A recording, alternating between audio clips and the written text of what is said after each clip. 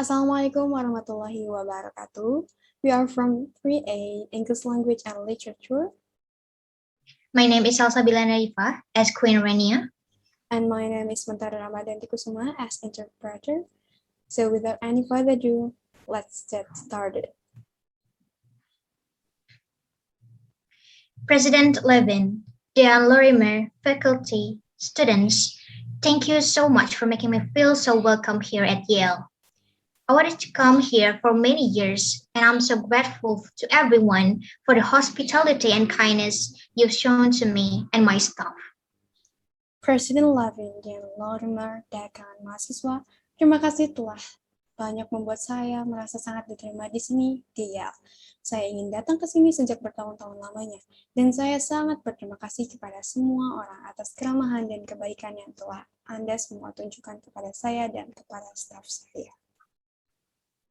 I've really been looking forward to seeing the Yale landmarks that I've been hearing about for so long. The Beinecke Library, Harness Tower, Old Campus, Peter Solomon Mustache.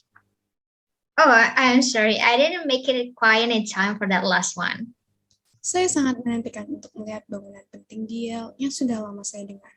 Perpustakaan Beinecke, Menara Harkness, Kampus Tua, Kumis Peter Solomon. Oh, maaf saya tidak berhasil untuk yang terakhir itu. But everything else is even more impressive than I had imagined. This is a spectacular place. Tetapi yang lainnya bahkan lebih mengesankan daripada yang saya bayangkan. Ini adalah tempat yang spektakuler. Indeed, I have to admit, as I was preparing for this visit, I wonder what on earth I could tell you that you don't already know. Memang, harus saya akui ketika saya sedang mempersiapkan kunjungan ini, saya bertanya-tanya apa yang bisa saya katakan kepada Anda, sesuatu yang belum Anda ketahui.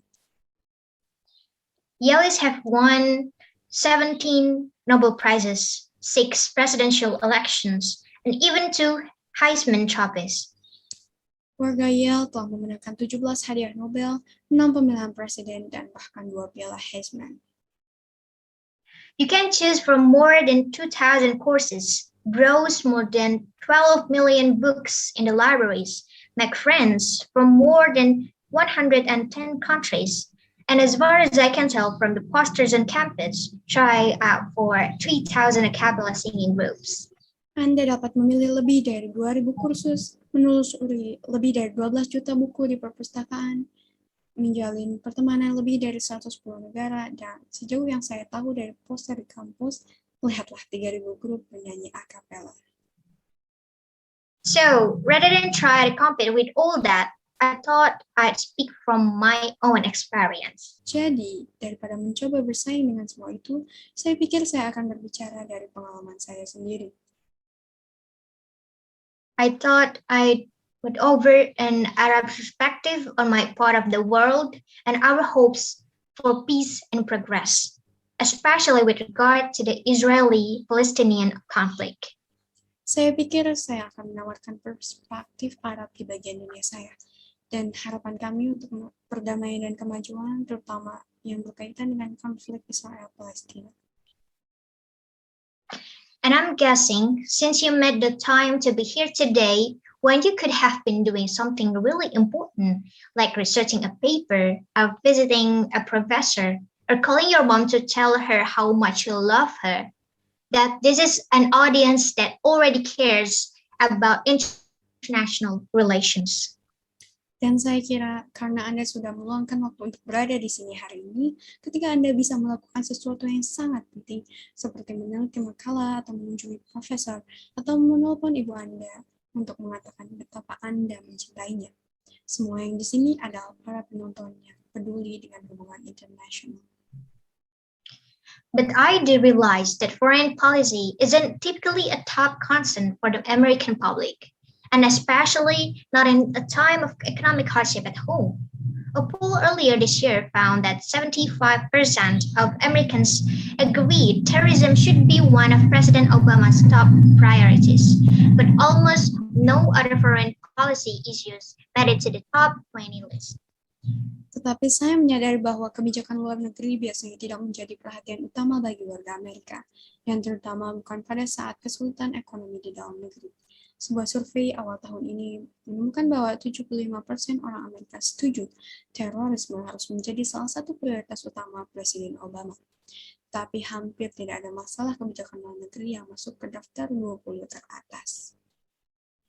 So I don't expect that the Arab-Israeli conflict is foremost and on most people's mind. Jadi saya tidak berharap bahwa konflik Arab-Israel adalah hal yang paling utama di benak kebanyakan orang. Yet, in many ways, that conflict is at the core of U.S.-Arab relations, or at least at the core of Arab public opinion of America. When Arabs were asked in a poll this spring what the steps by the United States would improve their views of the United States the most, more than 45% said a peace agreement between Israel and Palestine. The same poll found that 99% of people put the conflict in their top 5 priorities, and 1 in 3 say the Palestinian issues is their number 1 concern. Namun, dalam banyak hal, konflik itu merupakan inti dari hubungan Amerika Serikat Arab, atau setidaknya inti dari opini masyarakat Arab tentang Amerika. Ketika orang-orang Arab ditanya dalam survei musim semi ini, 2 langkah apa yang dilakukan Amerika Serikat akan meningkatkan pandangan mereka tentang Amerika Serikat. Lebih dari 40% mengatakan perjanjian damai antara Israel dan Palestina. Survei yang sama menemukan bahwa 99% orang menempatkan konflik dalam 5 prioritas utama mereka, dan 1 dari 3 mengatakan masalah Palestina adalah perhatian nomor 1 mereka. That's because for us, the occupation is a heart we feel each day. In Jordan, nearly a third of our population are Palestinian refugees. Look at the people sitting on the either side of you. Imagine one was a refugee, forced to seek haven in your country because her family had been driven from their own. In Jordan, we have to be concerned with the conflict because we are living with its consequence. We don't have the luxury of shifting our focus away. Itu karena bagi kami, pendudukan ini adalah luka yang kami rasakan setiap hari. Di Yordania, hampir sepertiga dari populasi kami adalah pengungsi Palestina. Lihatlah orang-orang yang duduk di kedua sisi Anda. Bayangkan salah satunya adalah seorang pengungsi terpaksa mencari perlindungan di negara Anda karena keluarganya telah diusir dari negara mereka sendiri. Di Yordania, kita harus peduli dengan konflik karena kita hidup dengan konsekuensinya. Kami tidak memiliki kemewahan untuk mengalihkan fokus kami. We know as well that the crisis in Palestine doesn't exist in a vacuum. What happens in Palestine is related to what happens in Iraq, in Lebanon, and Syria. The longer the conflict in Palestine persists, the weaker the moderate majority becomes, the more extremists gain leverage they can exploit, and the greater the risk of instability throughout our region. Kita juga tahu bahwa krisis di Palestina tidak ada dalam ruang kosong. Apa yang terjadi di Palestina terkait dengan apa yang terjadi di Irak, di Lebanon, di Syria. Semakin lama konflik di Palestina berlanjut, semakin lemah mayoritas moderat menjadi, semakin ekstremis, mendapatkan pengaruh yang dapat mereka eksploitasi, dan semakin besar risiko ketidakstabilan di seluruh wilayah kita. So we appreciate President Obama's outreach in his Cairo speech. We appreciate his acknowledgement that the conflict remains a major source of tension between us, and his pledge to pursue a two-state solution with patience and dedication. Jadi kami menghargai penjangkauan Presiden Obama dalam pidatonya di Kairo. Kami menghargai pengakuannya bahwa konflik tetap menjadi sumber utama ketegangan di antara kami, dan janjinya untuk mengejar solusi dua negara dengan kesabaran dan dedikasi. We appreciated the appointment of Senator George Mitchell as special envoy, but we are impatient. When it comes to Palestine, time has not been a friend. To the contrary, sometimes Palestine seems like the land that time forgot. Kami menghargai penunjukan Senator George Mitchell sebagai utusan khusus. Tapi kami tidak sabar ketika datang ke Palestina, waktu bukanlah teman. Sebaliknya, terkadang Palestina tampak seperti tanah yang waktu itu terlupakan. You know, when I started college back in 1988, Europe was divided. The United States had an existential foe called the USSR. Much of Latin America was ruled by juntas, South America by apartheid.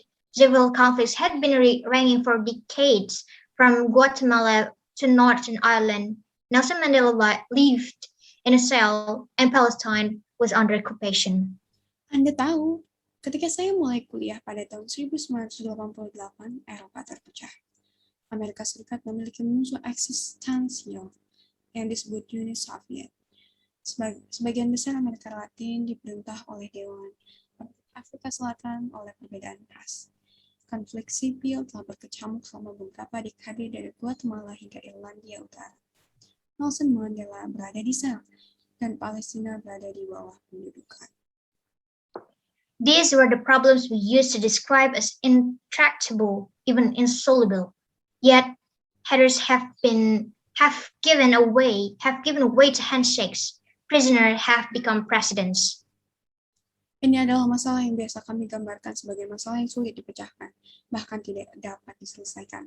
Namun kebencian telah digantikan oleh jabat tangan, tahanan telah menjadi presiden.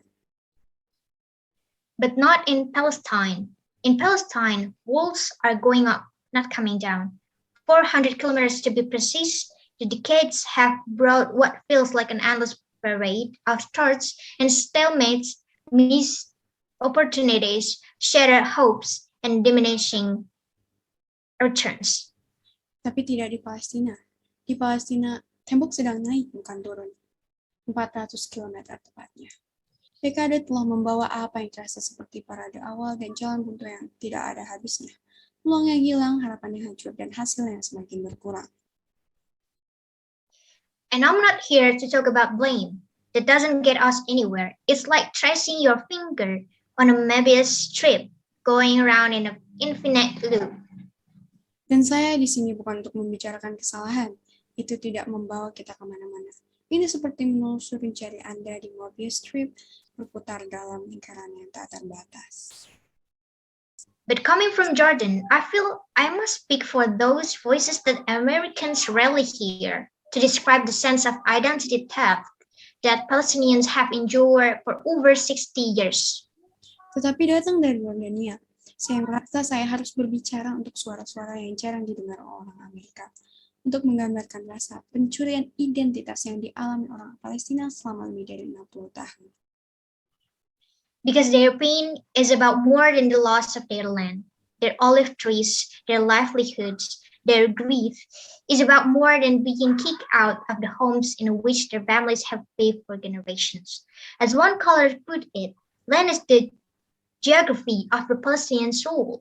Their very understanding of who they are is deeply rooted in the context of their environment.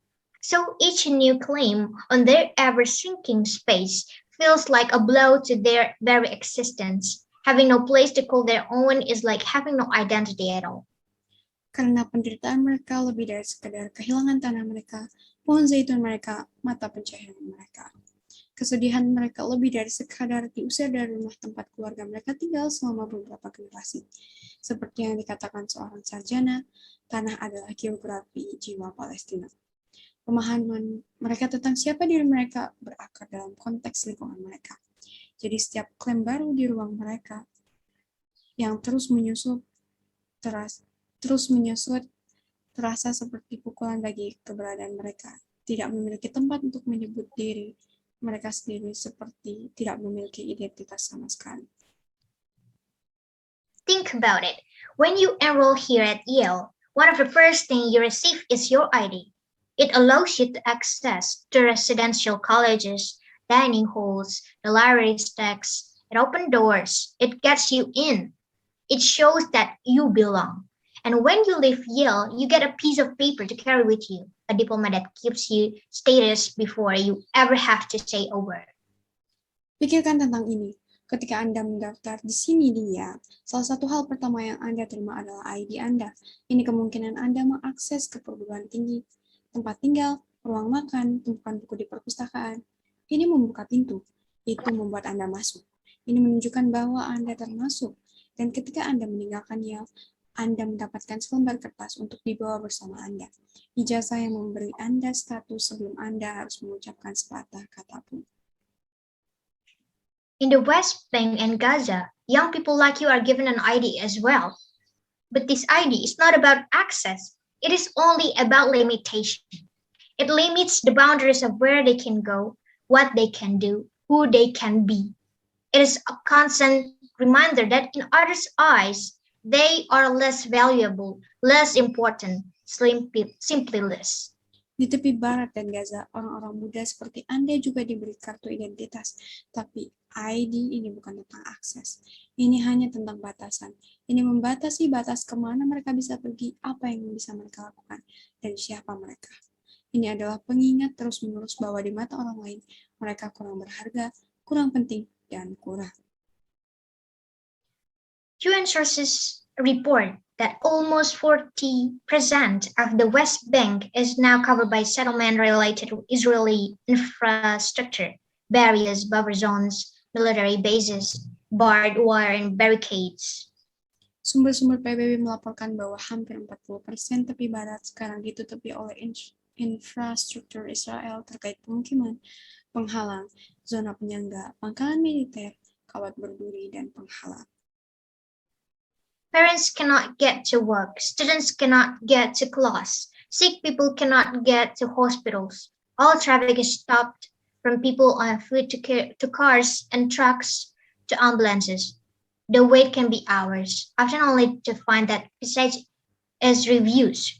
Relatives detained on their way to a family waiting, school children search, they are not ripped from their school books, grandparents forced to stand for hours holding packages and heavy bags. Orang tua tidak bisa bekerja, siswa tidak bisa masuk kelas, orang sakit tidak bisa ke rumah sakit. Semua lalu lintas dihentikan dari orang berjalan kaki hingga mobil, dan truk hingga ambulans. Penantian bisa berjam-jam, seringkali hanya untuk menemukan bahwa perjalanan itu ditolak. Kerabat ditahan dalam perjalanan mereka ke pernikahan keluarga. Anak-anak sekolah digeledah, catatan mereka dirobek dari buku sekolah mereka. Lansia dipaksa berdiri berjam-jam sambil memegang paket dan tas berat. The unpredictability, anxiety, and humiliation are as wearing as the delay, and so much more than rhythm of movement is lost when each day is defined by these checkpoints, with armed soldiers demanding, Hawiya ID, Hawiya ID. Show me proof that you exist. Ketidakpastian, kecemasan, dan penghinaan sama melelahkannya dengan penundaan. Dan lebih dari sekedar kebebasan bergerak yang hilang ketika setiap hari ditentukan oleh pos-pos pemeriksaan ini. Dengan tentara bersenjata menuntut. Hawiya ID, Hawiya ID. Tunjukkan pada saya bukti bahwa Anda ada. The degradation is compounded by the sense that no one cares, that the outside world is oblivious to the hardship Palestinians endure. Degradasi ini diperparah oleh perasaan bahwa tidak ada yang peduli, bahwa dunia di luar tidak menyadari kesulitan yang dialami warga Palestina. Especially in Gaza, where for 2 years families have faced the collective punishment of blockade, and for 3 weeks at the start of this year, they were subjected to devastating attacks with nowhere to run and nowhere to hide, not even UN hospitals or schools. Terutama di Gaza, di mana selama 2 tahun keluarga-keluarga menghadapi kumpulan hukuman berupa blokade, dan selama 3 minggu di awal tahun ini, mereka menjadi sasaran serangan yang menghancurkan. Tidak ada tempat untuk lari dan tidak ada tempat untuk bersembunyi. Bahkan rumah sakit PBB atau sekolah pun tidak. Today, 1 million people, almost 70% of Gaza's population, are refugees. Homes lie in rubble, hospitals lack power, sewage pipes threaten to burst. The economy has utterly collapsed. Unemployment is approaching 50%. Saat ini, 1 juta orang, hampir 70% dari populasi Gaza adalah pengungsi. Rumah-rumah hancur menjadi Puing-puing, rumah sakit kekurangan tenaga, pipa limbah terancam akan meledak, ekonomi telah benar-benar bangkrut. Pengangguran mendekati 50%. One resident calls it a jail where no prisoner knows the length of his sentence, and not one penny of the billions of dollars pledged for reconstruction has gotten through. More than half the population of Gaza is under the age of 18. Children did not create this conflict, but they are its greatest victims. Seorang penduduk menyebutnya penjara di mana tidak ada tahanan yang tahu berapa lama hukumannya, dan tidak ada 1 sen pun dari miliaran dolar yang dijanjikan untuk rekonstruksi itu telah tercapai. Lebih dari separuh penduduk Gaza berusia 18 tahun. Di bawah 18 tahun, anak-anak tidak menciptakan konflik ini, tetapi mereka adalah korban terbesarnya. Just listen to the words of the 4 small children who were found by the Red Cross in January in the Salsabila neighborhood of Jayden, clinging to their mother cups. They couldn't speak. They were too weak to stand. They hadn't eaten for days, while the 5-5 break outside the door and their families died inside. Dengarkan saja kata-kata dari 4 anak kecil yang ditemukan oleh Palang Merah pada bulan Januari di lingkungan Zaytun yang porak-poranda, menempel pada mayat ibu mereka. Mereka tidak bisa berbicara, mereka terlalu lemah untuk berdiri. Mereka tidak makan selama berhari-hari, sementara tembakan berkecamuk di luar pintu dan keluarga mereka meninggal di dalam. They were alive, but being alive is not the same as surviving. These children had nothing but their mother's love, and now they have lost that too. And the worst threat of all is the cynicism so many people feel, the sense that Middle East peace is hopeless, that will never find a solution. Mereka hidup, tetapi hidup tidak sama dengan bertahan hidup. Anak-anak ini tidak memiliki apa-apa selain kasih sayang ibu mereka. Dan sekarang mereka juga kehilangan itu. Dan ancaman terburuk dari semuanya adalah sinisme yang dirasakan banyak orang. Perasaan bahwa perdamaian Timur Tengah tidak ada harapan, bahwa kita tidak akan pernah menemukan solusi. Because if we throw up our hands and say, this problem is too hard, we are not just writing off a process or we're writing off a roadmap. We are writing off people's lives. Karena jika kita mengangkat tangan dan berkata, masalah ini terlalu sulit, kita tidak hanya menghapus proses atau peta langkah. Kami menghapus kehidupan orang-orang. But let me be clear, it isn't just the lives of Palestine at stake. Israelis too need a future of peace and security. They too need to be free of wailing sirens announcing an attack. And they too need to grow up without the shadow of walls and watchtowers. For as a columnist for a leading Israeli daily wrote this spring, one of the casualties of occupation may be a healthy state of Israel itself. Tapi biar saya perjelas, bukan hanya nyawa orang Palestina yang dipertaruhkan. Israel juga membutuhkan masa depan dari perdamaian dan keamanan. Mereka juga harus bebas dari sirene meraung yang mengumumkan serangan. Dan mereka juga perlu tumbuh tanpa bayangan tembok dan menara pengawas. Karena seperti yang ditulis oleh seorang kolumnis untuk harian terkemuka Israel musim semi ini, salah satu korban pendudukan mungkin adalah negara Israel yang sehat itu sendiri. So what must be done? Jadi, apa yang harus dilakukan? On a political front, we need courage, accountability, and actions. And we see sign of hope as President Obama and his team invest their time and capital and breathing life into negotiations for 2 viable, secure, sovereign states.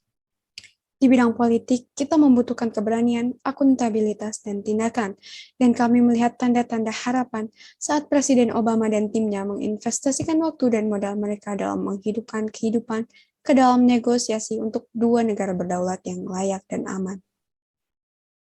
We see signs of hope as well. 22 members of the Arab League have over Israel full recognition in exchange for withdrawal to its pre-1967 border.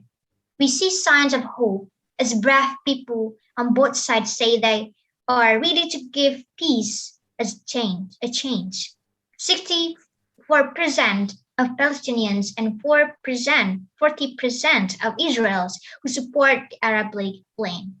Kami melihat tanda-tanda harapan karena 22 anggota Liga Arab telah menawarkan pengakuan penuh kepada Israel dengan imbalan penarikan ke perbatasan pra-1967. Kami melihat tanda-tanda harapan karena orang-orang pemberani di kedua belah pihak mengatakan bahwa mereka siap untuk memberikan kesempatan perdamaian. 64% warga Palestina dan 40% warga Israel yang mendukung rencana Liga Arab. Now, all sides must take responsibility for building on this momentum. And let me say clearly that responsibility includes the Arab world. We decree the actions of Israeli extremists, but must work harder to rein in our own. We look to the West to do more in support of Palestinian needs, but must do our part and must press the Palestinians toward unity among themselves. Sekarang, semua pihak harus bertanggung jawab untuk membangun momentum ini. Dan izinkan saya mengatakan dengan jelas, tanggung jawab itu mencakup dunia Arab. Kami mengutuk tindakan ekstremis Israel, tetapi harus bekerja lebih keras untuk mengendalikan tindakan kami sendiri. Kami melihat ke barat untuk berbuat lebih banyak dalam mendukung kebutuhan rakyat Palestina, tetapi harus melakukan bagian kami dan harus menekan rakyat Palestina menuju persatuan di antara mereka sendiri. At the same time, as my husband, His Majesty King Abdullah has said, it is time for Israel to choose to integrate into the region, accepted and accepting with normal relation with its neighbors, or to remain fortress Israel isolated and holding itself and the entire region hostage to continuing confrontation. And from America, too, we need sustained commitment, creative engagement, and leadership to keep the parties on the path to peaceful coexistence. Pada saat yang sama, seperti suami saya yang mulia, Raja Abdullah mengatakan, inilah saatnya bagi Israel untuk memilih, untuk berintegrasi ke dalam kawasan diterima dan menerima dengan hubungan normal kepada tetangganya, atau untuk tetap menjadi benteng Israel, terisolasi dan menyandera dirinya sendiri dan seluruh wilayah untuk melanjutkan konfrontasi. Dan dari Amerika juga kita membutuhkan komitmen berkelanjutan, keterlibatan kreatif dan kepemimpinan untuk menjaga para pihak yang sedang berjalan menuju hidup berdampingan secara damai. But we need even more because true peace depends not just on new lines on a map. It is not just the walls on the land that must go. We must take down the walls in our hearts. There has been so much pain, so much loss, so much fear, so much hatred and mistrust. True peace depends on reconnecting the bonds of our common humanity. Tetapi kami membutuhkan lebih banyak lagi, karena kedamaian sejati tidak hanya bergantung pada garis baru di peta. Bukan hanya tembok di tanah yang harus dilewati, kita harus meruntuhkan tembok di hati kita. Ada begitu banyak rasa sakit, begitu banyak kehilangan, begitu banyak ketakutan, begitu banyak kebencian dan ketidakpercayaan. Kedamaian sejati bergantung pada cara menghubungkan kembali ikatan kemanusiaan kita bersama. I was moved by something J.K. Rowling said in her commencement at Harvard last year. She said that humans have the unique ability to think themselves into other people's place, to learn and understand new things they've never actually experienced. Saya tersentuh oleh sesuatu yang dikatakan J.K. Rowling dalam kelulusannya di Harvard tahun lalu. Dia mengatakan bahwa manusia memiliki kemampuan unik untuk berpikir menempatkan diri mereka sendiri ke dalam diri orang lain, untuk belajar dan memahami hal-hal baru yang belum pernah mereka alami. And yet, many choose to remain comfortably within the bounds of their own experience, never troubling to wonder how it would feel to have been born other than they are. They can refuse to hear screams or to peer inside cage. They can close their minds and hearts to any suffering that doesn't touch them personally. They can refuse to know. Namun, banyak yang memilih untuk tetap nyaman dalam batas-batas pengalaman mereka sendiri, tidak pernah khawatir untuk bertanya-tanya bagaimana rasanya dilahirkan berbeda daripada mereka. Mereka dapat menolak untuk mendengar jeritan atau mengintip ke dalam kurungan. Mereka dapat menutup pikiran dan hati mereka terhadap segala penderitaan yang tidak menyentuh mereka secara pribadi. Mereka bisa menolak untuk mengetahuinya. Rowling went on to say, I might be tempted to invite people who can live that way, except that I do not think they have any weirder nightmares than I do. I think the willfully unimaginative see more monsters, she said. They are often more afraid. She's right. So often we dread what we do not know. We live in fear of the things we cannot see. But we'll never move forward by closing ourselves off. The only way to grow is to reach out. Rowling melanjutkan dengan mengatakan, saya mungkin tergoda untuk iri pada orang-orang yang bisa hidup seperti itu. Kecuali saya tidak berpikir mereka memiliki lebih banyak mimpi buruk daripada saya. Saya pikir orang-orang yang tidak imajinatif memiliki lebih banyak monster, katanya. Mereka seringkali lebih takut. Dia benar. Seringkali kita takut pada apa yang kita tidak ketahui. Kita hidup dalam ketakutan akan hal-hal yang tidak dapat kita lihat, tapi tidak akan pernah bergerak maju dengan menutup diri. Satu-satunya cara untuk tumbuh adalah dengan menggapai. To truly make peace in the Middle East or anywhere in the world, we all have to learn to think ourselves into other people's place, to put ourselves in other people's shoes, to make room for other people's hopes and fears. For the more we can appreciate one other's perspective, the more dimension and depth we add to our own. Untuk benar-benar membuat perdamaian di Timur Tengah atau dimanapun di dunia ini, kita semua harus belajar memikirkan diri kita sendiri di tempat orang lain, untuk menempatkan diri kita pada posisi orang lain, untuk memberi ruang bagi harapan dan ketakutan orang lain, karena semakin kita dapat menghargai perspektif satu sama lain, semakin banyak dimensi dan kedalaman yang kita tambahkan ke dalam perspektif kita sendiri. And in many respects, that's what a liberal education is all about. It's about asking questions without prejudging the answers, drawing lessons from other people's experiences, testing and refining our own values and beliefs, developing the habits of an open mind. Dan dalam banyak hal, itulah yang dimaksud dengan pendidikan liberal. Ini tentang mengajukan pertanyaan tanpa menilai jawabannya, mengambil pelajaran dari pengalaman orang lain, menguji dan menyempurnakan nilai dan keyakinan kita sendiri, mengembangkan kebiasaan berpikiran terbuka. When we shine the light of inquiry, broad-mindedness, and compassion, that is how we find our way to our own best selves. The more open we become, the more we find we can contain. It is the lux that leads the way to veritas. And when it comes to the Middle East, no matter how great the fears, no matter how deep the mistrust, if we shine that light, we are sure to reveal what has always and will always be true. There is no difference between the love Palestinians and Israelis feel for their children. No difference between their laughter or their tears. Ketika kita memancarkan cahaya penyelidikan, pikiran yang luas dan kasih sayang, itulah cara kita menemukan jalan menuju diri kita yang terbaik. Semakin terbuka kita, semakin banyak yang bisa kita temukan. Ini adalah lux yang memimpin jalan menuju veritas. Dan ketika datang ke Timur Tengah, tidak peduli seberapa besar ketakutan, tidak peduli seberapa dalam ketidakpercayaan. Jika kita memancarkan cahaya itu, kita pasti akan mengungkapkan apa yang selalu dan akan selalu benar. Tidak ada perbedaan antara cinta yang dirasakan orang Palestina dan Israel terhadap anak-anak mereka. Tidak ada perbedaan antara tawa mereka atau air mata mereka. We share one humanity. As one of my heroes, Desmond Tutu, likes to say, we, all of us, have been made for goodness. We have been made for laughter. We have been made for caring, for sharing, for compassion. For we do indeed inhabit a moral universe. And yes, goodness is powerful. Kami berbagi satu kemanusiaan, seperti salah satu pahlawan saya, Desmond Tutu, suka mengatakan, kita semua diciptakan untuk kebaikan. Kita telah diciptakan untuk tertawa, kita telah diciptakan untuk peduli, untuk berbagi, untuk kasih sayang. Karena kita memang menghuni alam semesta yang bermoral.